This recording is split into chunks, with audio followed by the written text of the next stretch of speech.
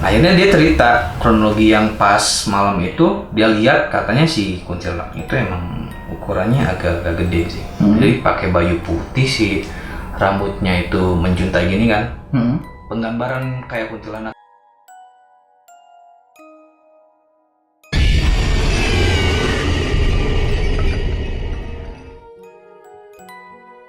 Assalamualaikum warahmatullahi wabarakatuh. Kembali lagi bersama kami di Kismis, Kisah Misteri, channel yang menceritakan kisah misteri berdasarkan pengalaman nyata dari narasumbernya.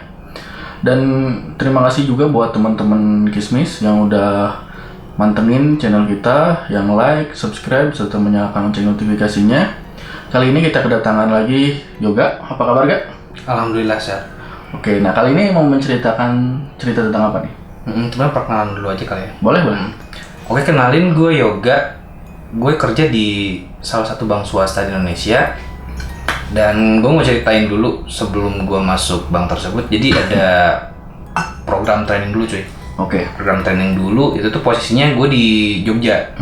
Di salah satu kampus lah yang ternama gitu. Nah, abis pendidikan di sana gue lulus, akhirnya ditempatin lagi ke Bandung. Ditempatin ke Bandung, dan setelah nyampe di Bandung tuh gak ada waktu buat cari kosan, apa cari-cari yang kayak gua pengen gitu. Dan salah satu temen gua tuh yang satu angkatan juga, akhirnya ada salah satu kosan yang di daerah Ciamplas, Bandung. Nah, daerah Ciamplas tuh. Akhirnya kontekan sama dia, dikasih rekomendasi, katanya wifi-nya kencang wifi-nya. Dan malam-malam gua berangkat pindahan ke kosan sana, langsung dibayar saat itu juga. Nah, kesan pertama yang gue dapat dari kosan itu sih kayak apa ya? Itu di komplek perumahan yang bagus sebenarnya. Bentuk bangunannya juga modern, bukan bangunan tua yang sarang bayi, mana enggak. Cuman setelah gue masuk, itu tuh dalamnya tuh kayak furnitur zaman dulu gitu loh. Klasik ya? Kayak klasik banget sih itu rumah. Kalau gue estimasi sih dari 3 lantai kosan itu ada 3 lantai. Oke. Kayaknya ada 20 kamaran, 20 kamar. Ini tuh bentuknya ya tadi gue bilang klasik banget gitu. Nah, si ibu kosannya pun ya gue bilang agak-agak serem juga sih. Dalam artian udah usia lanjut. Tapi iya gimana ya? Mungkin karena lihat kayak gitu, mungkin gue serem aja sih si ibunya gitu. Nah, singkat cerita, akhirnya kita tuh ngekos bertiga. Yang satu bang itu ya? Yang satu bang itu semuanya ngekosnya bertiga di kosan yang sama. Dan suatu hari dia lagi keluar, gue lagi keluar. Gue tuh baru berangkat keluar sebenarnya. Jadi ada janji di salah satu tempat kopi di Bandung sama teman-teman gue. Ada janji ke sana. Dan dia tuh teman gue yang satu kosan ini nanyain gue di mana, dan gue belum sempat balas karena itu mungkin pas gue di jalan lagi ke tempat kopi. Ngechat dia berarti ya? Ngechat. Gue anggarin, terus dia nelfonin dan gak keangkat juga. Gue baru nyampe. Terus gue chat, ada apaan? Enggak, lu di mana katanya? Gue di tempat kopi ini kata gue. Ngapain, masih lama nggak pulangnya katanya? Gue gak ada temen nih. Kayaknya masih lama deh, soalnya gue baru nyampe kata gue kan malam-malam itu. Terus lama-lama ini orang kayak yang panik kata gue tuh. Gue telepon, dianya nggak angkat. Terus abis itu dia ngechat, kayaknya gue nggak tidur di sini deh katanya. Emang kenapa? Bukannya baru nyampe tadi, cuman estimasi 1 jam lebihan baru di kosan. Dia tuh mau tidur di tempat lain lah gitu ya, tempat lain nggak di kosan itu. Lah kenapa kata gue. Yang kagetnya itu, terus dia diisi chatnya itu panjang. Nyeritain pas dia masuk ke kosan gak ada siapa-siapa, kondisi kosannya kayak gimana, kayak mencekam gitu loh ya. Terus habis itu pas di luar, dia posisinya di luar jadi kan ada pagar gitu. Pagar kosan ada gerbang panjang, terus kayak ada garasi kendaraan. Nah pas malam-malam itu katanya dia lihat ada kuntilanak lagi duduk di pagarnya itu. Gue kaget kan, masa sih gitu gue. Jadi baru beberapa hari juga emang gue ngerasain hal-hal yang ini aja yang jangan, soalnya kosannya kosong sih. Meskipun banyak kamar, itu tuh banyak kamar yang gak keisi. Ditambah lagi dengan isi kosannya yang klasik kayak zaman, pernah nonton ini nggak sih kayak Pengabdi Setan gitu? Oh iya, berarti furniturnya tuh mirip kayak gitu. Berarti emang kesan seremnya tuh udah. Kesan seremnya dapat. Terus ya kayu-kayunya kayu zaman dulu bentukannya. Terus satu lagi yang bikin kayak zaman dulu banget tuh TV-nya tuh merek. Gue sebut merek gak apa-apa. Nggak apa-apa. Mereknya tuh Akari yang zaman dulu. Yang kotak ya? Yang kotak bener-bener kayak gitu. Jadi ya kesan seremnya dapat sih. Gue awalnya nggak percaya nih, orang kayaknya bohong deh. Pas telepon lagi bener kayak emang ketakutan dia. Kayak ketakutan, gue cabut ke tidur di sini kayak. Nah setelah itu berhari-hari kemudian gue tidur di sana nggak ada apa-apa. Sempat suatu kali, ini sih yang pertama mungkin yang agak aneh ya. Gue pulang malam, jadi ada kursi duduk si ibu kosannya itu. Jadi gini, posisi pintu masuk, terus ada meja gitu, terus ada kursi buat si ibunya. Kursinya tuh kayak kayu rotan yang agak gedean gitu. Klasik lah ya. Klasik pokoknya. Tapi si kursinya tuh bukan yang flat gitu loh. Jadi kalau misalkan ditinggalin duduk terus agak goyang gitu. Si kursinya itu.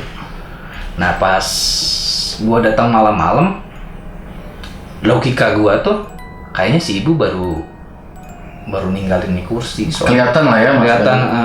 Kalau gini sih, gimana sih? Misalkan lagi duduk nih, kursi baru ditinggalin terus gerak-geraknya tuh kayak gimana? Oh goyang berarti. Goyang, bukan udah lama terus ketiup angin, bukan kursi rotan, nggak seringan itu sih menurut gue. Terus goyang-goyang gitu kan, gue cuman lewat, naik ke atas ke lantai 2, cuman liatin doang, ya udah, cuman agak serem.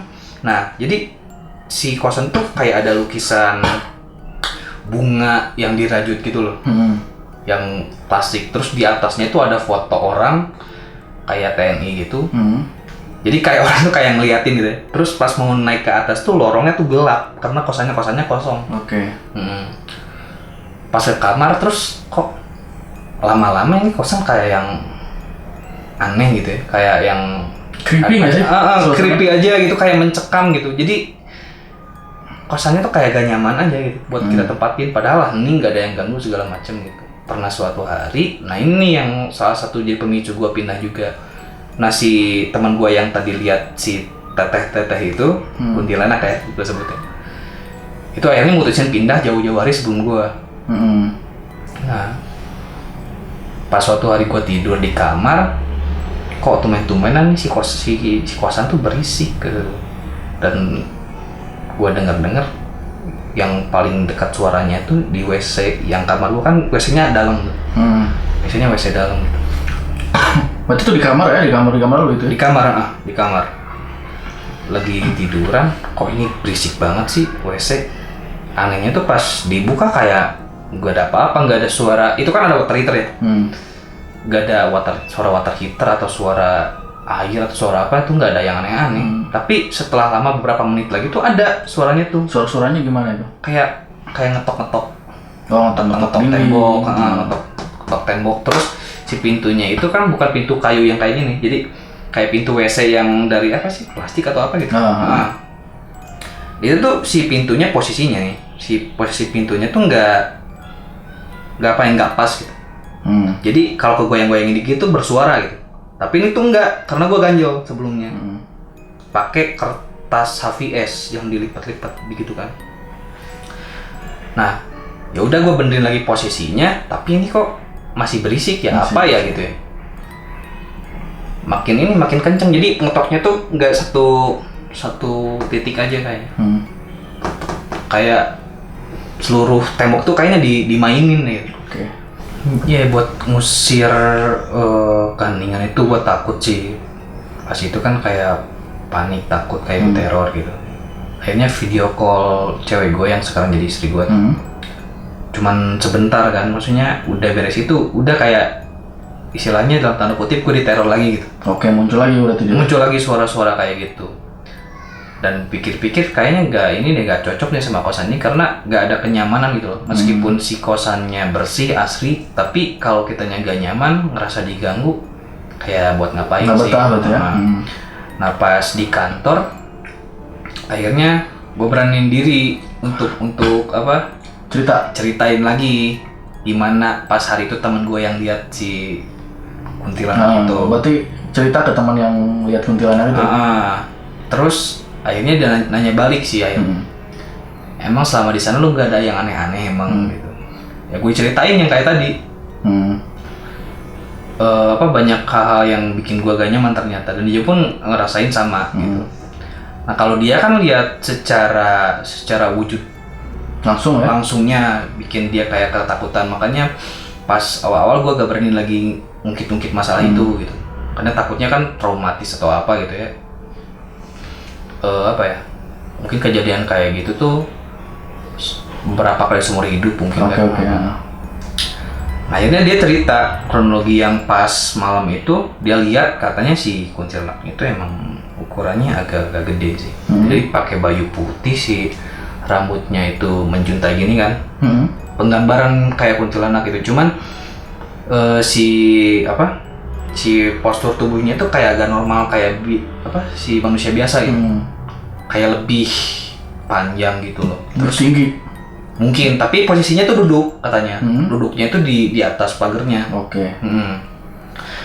Dan dilihat itu si mukanya kayak yang hancur gitu. Kayak ada bekas darah atau apa gitu. Cuman karena dia terlalu ketakutan untuk itu ya nggak terlalu diliatin. Gue pun cerita yang sama, banyak yang seremnya di kosan, ya udah cabut.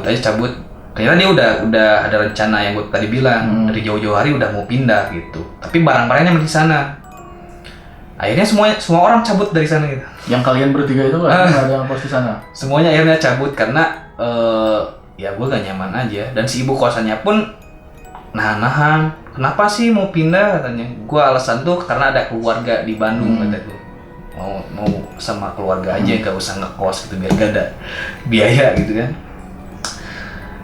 Ya akhirnya udahlah kita pindah cabut ke tempat lain, tapi masih keinget-inget sih sampai saat ini kayak si ibu kosannya. Serem banget itu. Iya gitu. Ceritanya sungguh menarik dari teman kita Yoga, dan mudah-mudahan kita dapat terhibur dengan cerita ini. Dan terima kasih buat teman-teman yang masih setia dengerin kita, masih setia nonton kita.